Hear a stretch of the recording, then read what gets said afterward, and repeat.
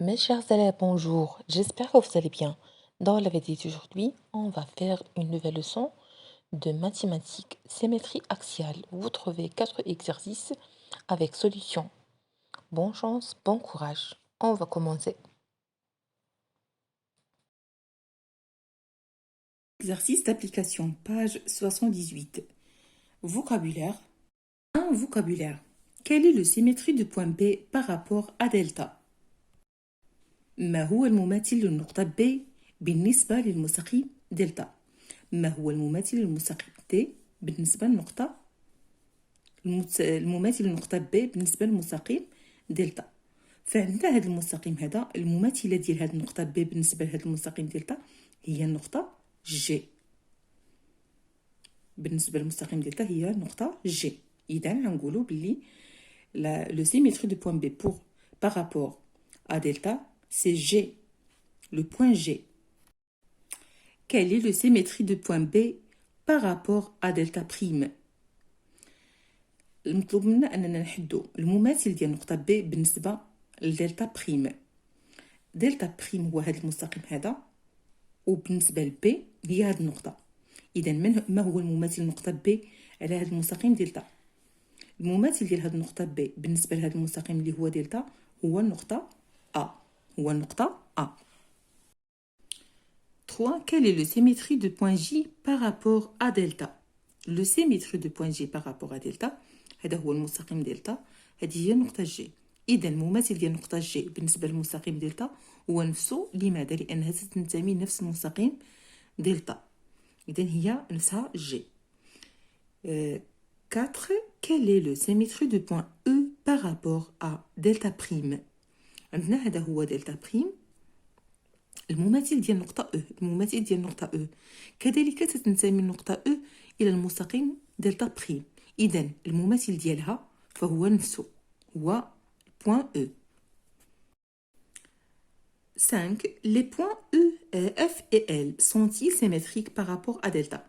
النقطة F والنقطة L هل هما مماثلتين بالنسبة للمستقيم دلتا؟ النقطة F و L هل هما متماثلتين بالنسبة للمستقيم دلتا؟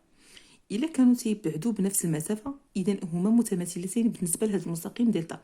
دوم أن هذه المسافة ديال L حتى المستقيم دلتا هي نفسها من هنا حتى الأف، إذا هما متماثلتين بالنسبة للمستقيم دلتا. الجواب غيكون هو وي. Les points F et L sont symétriques par rapport à delta. 6. Les points K et L sont-ils symétriques par rapport à delta prime؟ Les points K et L.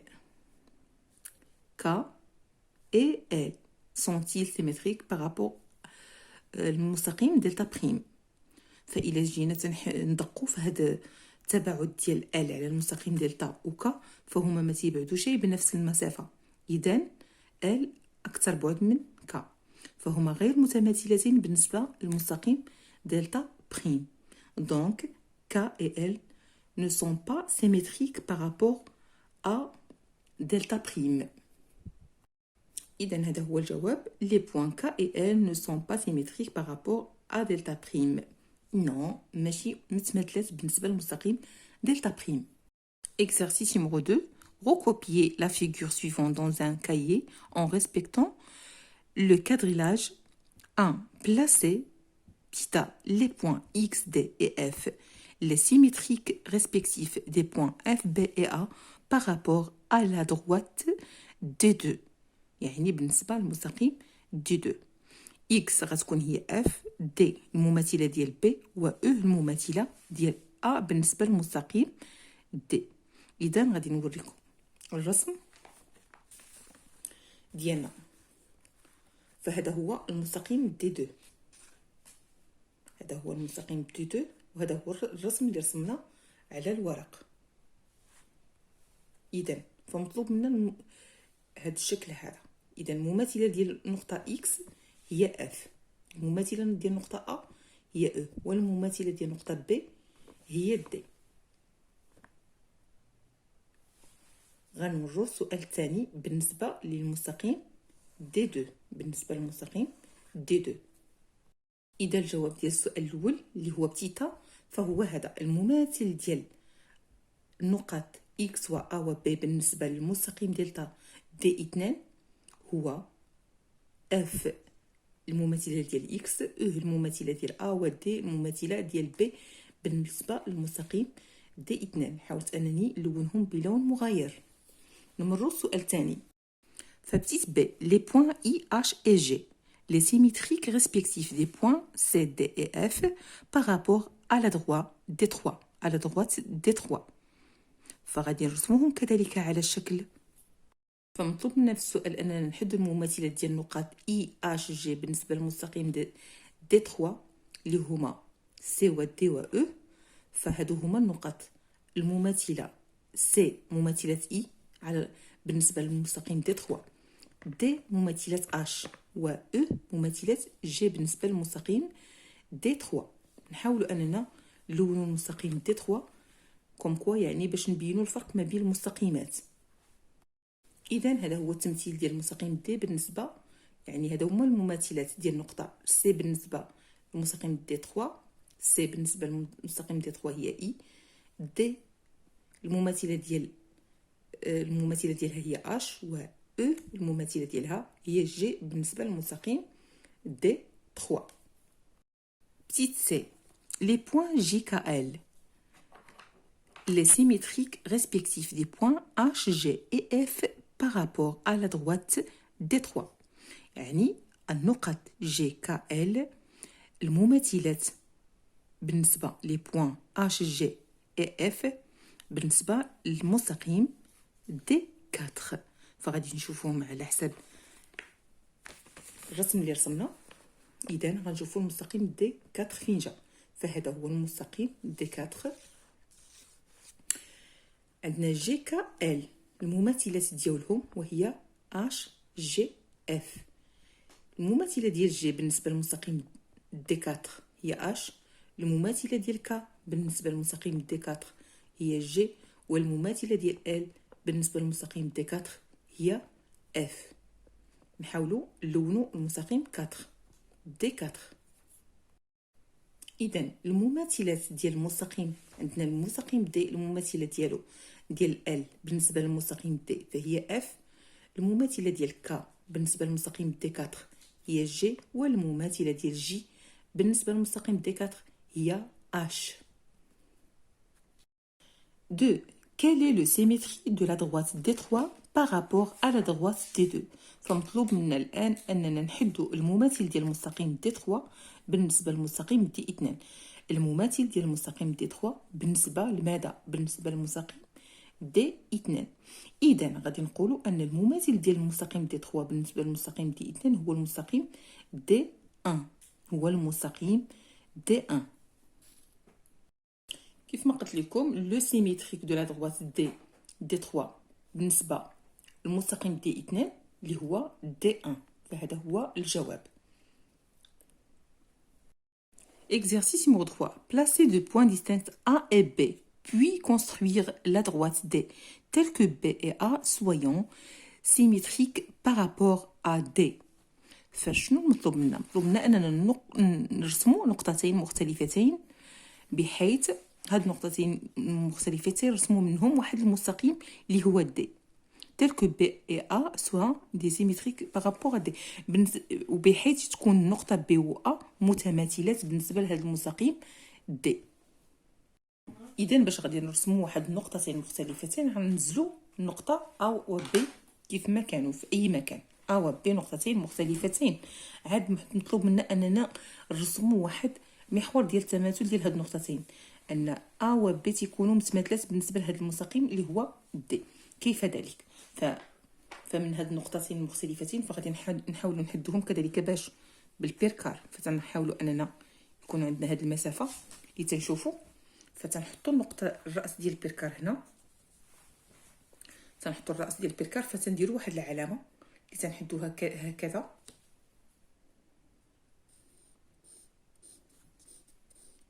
حددنا هاد النقطه هذه كذلك. ما تنحاولوش اننا نغيروا المسافه فقط نعاودوا نرجعوا الراس ديال البيركار في الجهه المواليه وتنرسموا هاد الكروه. كذلك تنحاولوا نديروا اسفل، نديروا نقطه ثانيه بنفس البعد، تنشدوا هاد النقطه هذه ديال البركار، الراس ديال البركار. كذلك تنحاولوا اننا نرسموا واحد الخط بهذه الطريقه، ونغيروا الراس ديال البركار في النقطه اللي كانت عندنا بي، ونرسموا النقطه الثانيه. فكيف ما تنعرفوا ان من نقطتين مختلفتين يمر مستقيم وحيد. اذا تنحاولوا ان نربطوا ما بين هاد النقطات هادو بزوج بهم، غادي نربطوا ما بين هاد النقاط بزوج بهم، وغنكونوا كونا هذاك المستقيم تيبعد بنفس المسافه على هاد النقطتين، وتتكون نقطه ا مماثله للنقطه بي بالنسبه لهذا المستقيم دي.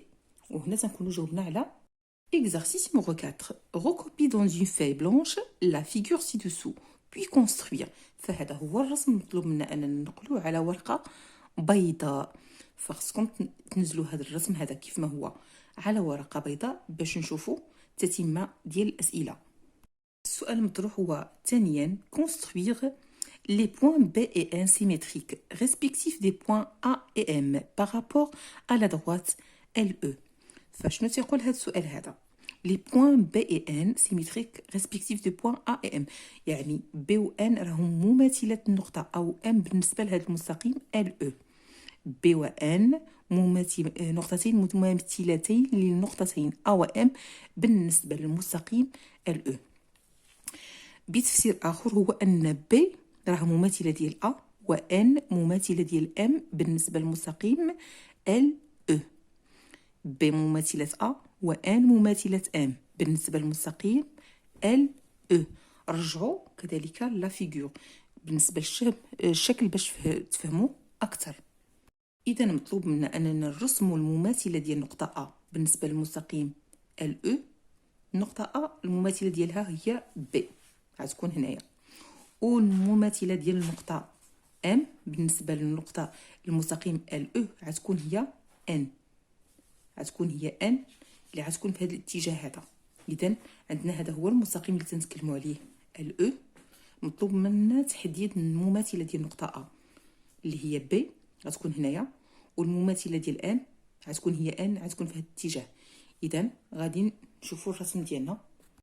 إذا هذا هو الشكل اللي حصلنا عليه. فالمماثلة ديال النقطة A بالنسبة للمستقيم LE فهي B، والمماثلة ديال النقطة M بالنسبة للمستقيم LE فهي N. Type B, le symétrique de segment MA par rapport à la droite LI. فهنا مطلوب منا يعني المماثل ديال القطعة MA بالنسبة للمستقيم LI. كذلك خصنا نرجعوا للشكل. فمطلوب منا المماثل ديال القطعة MA بالنسبة للمستقيم LE. هذا هو المستقيم LE، ومطلوب منا المماثل ديال القطعة MA. إذا هذا هو محور التماثل. فبالنسبة للتماثل ديال النقطة A بالنسبة لهذا المستقيم غتكون هي A' في هذا الاتجاه، وبالنسبة لM غتكون في هذا الاتجاه هي M'. دونك الشكل غيكون على هذا الشكل. فهذا الجواب على هذا التمرين. إذا عندنا هذا هو الشكل ديالنا، هذا هو LE و MA. هذه هي القطعة ME المستقيم LE. إذا المماثلة ديال النقطة A هي A'، والمماثلة ديال النقطة M هي M'. فغادي يكون العكس ديال A في هذه الجهة والعكس ديال M في هذه الجهة بالنسبة لهذا المحور ديال التماثل اللي هو LE. 3. Quel est le symétrique de la demi-droite ME par rapport à LE? Justifié.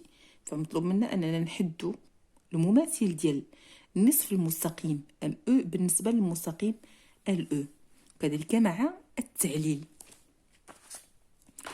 فبالنسبة للجواب ديالنا كالتالي، يعني دوم اننا في التمرين الاول كان مطلوب منا تحديد هاد النقاط هادو، فكانت المماثله ديال ام كيف ما حددنا قبل هي النقطه ان.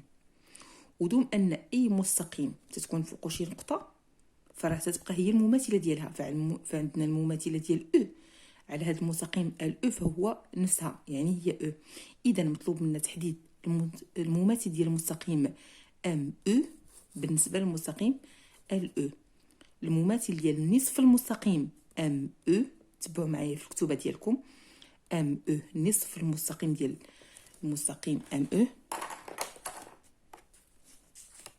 غادي نحدوه بهذا الشكل هذا، فهذا هو النصف المستقيم ام او، فالمماثل ديالو هو ان او. علاش؟ حيت ام راها مماثله ديال ان. هذا هو الشكل ام مماثله ان، اذا المماثل ديال القطعه ام او فتكون هي ان او. وهذا هو الجواب على التمرين.